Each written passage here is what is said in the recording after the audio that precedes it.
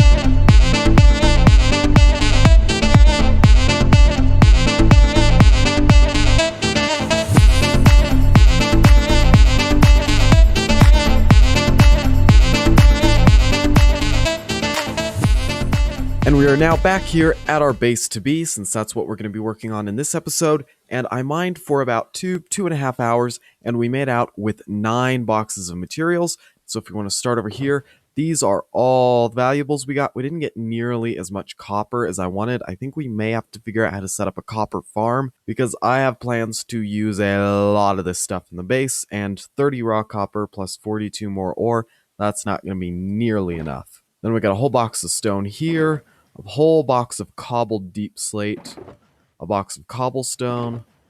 This one is a mixture of stone, cobbled deep slate, and tuff. Over here we've got gravel, dirt, granite, andesite, and diorite. Whole bunch of stone, a whole lot of deep slate, and this is everything I got from an amethyst geode. So now I'm going to get to work on designing some things, and then we're going to put it to use on our base. Yeah, I put in another custom tree. I'm not really happy with this one. It doesn't look very nice. I'm probably going to rearrange the leaves, rework some stuff, but overall there's at least another one there. Anyway, we have made a bunch of progress on the walls here. We can see I got all of the texturing done around this side, and we started off right here doing darker at the top and lighter towards the bottom, and I realized after those 2 sections or 3 sections it wasn't really looking very good, so I switched over to darker at the bottom and lighter at the top, and I'm really happy with the way that's looking. I think that's way better. And if we fly up...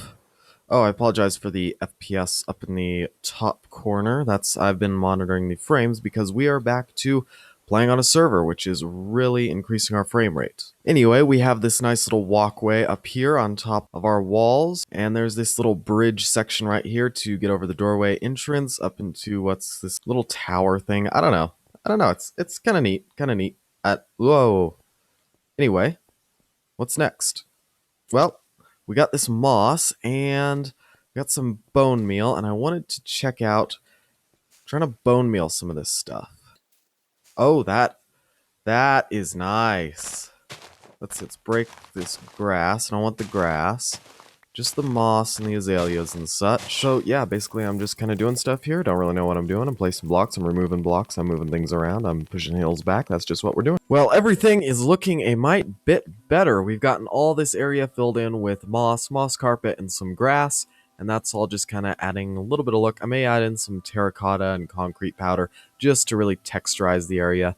And then over here, I got started on a wall. We're going to continue the wall all the way around this whole area right up to over there. We can see it's kind of flattened out. And then we, of course, need to texturize all this just like we did out here on the outside. And I need to eat something. And so the idea behind this area is going to be that this is kind of like a general area where the common people can come and hide, like whenever our kingdom is under attack from our enemies over there, which we really need to get started on that area as well. But one thing at a time, one thing at a time. So yeah, the common people, I'll just sort of be so gracious as to let them hide out in here while the city is under siege. And then we've got this over here. This is also going to double as a mining area, sort of like this is where all the mining takes place that we get all our gold, copper, iron, all those good resources from. And then it can double as the shelter for the people whenever there's an attack going on. And I've done some more armor stand work you may have seen in the background. So this guy's he's a newcomer. He hasn't been working here before. His first day, and what is he greeted with? Dead bodies. This guy's dropped dead just from like heat exhaustion or something. And it looks like another worker or a guard or someone stabbed this guy. And he's been dead for a while. He's turning green there. And then over here, this is sort of like, because it looks kind of weird not having any dirt here, so it kind of makes sense to have a dirt mound over in this area. So that's sort of what this is. Like we dug out all the dirt from this area, and this is kind of where we piled it up. And we got this guy here, just a regular Joe Hill's face, digging some dirt, adding to the pile. It's the heads box. And then over here we have this nice little mine shaft going on. This is a nice little attempt at a mine shaft. I'm gonna do something, make some changes to this at some point in the near future, but this is a good start. And if we go in here, we got this guy walking on in, kind of banging his head. Horrible working conditions. Doesn't matter. These are our peasants, our serfs, our slaves, whatever they are. Just the common workers. We don't need to care about them. We're royalty. Anyway, in here, we've got all our copper, iron, coal. I forgot to put any gold or diamonds. I think I'm going to do that somewhere else, though, anyway. We got this one lantern in here. Kind of wanted to just have this, this is just one mine. One guy can work in here. I may put in one or two more. The problem is, the more of these armor stands you get in here, the more obtrusive it is, so I think I'm gonna keep it at just like this guy and maybe one more maximum. Oh, also, if we can make our way over this way, you can see I built up that wall a little bit more off camera. It didn't feel quite high enough for the scale of the tower, which also needs to get much bigger. But we have it coming over to here right now, and I'm not really sure because I want to make it so that this sort of blocks off that whole area. And so I'm not sure quite what we're going to do. I want it to sort of maybe even block off this whole little peninsula back here. I haven't quite decided yet, but overall this wall does need to be changed. Obviously we need to do some weathering, some texturization, just like we did over in that area right there. And we also need to do some texturization to the castle, or the tower, I should say.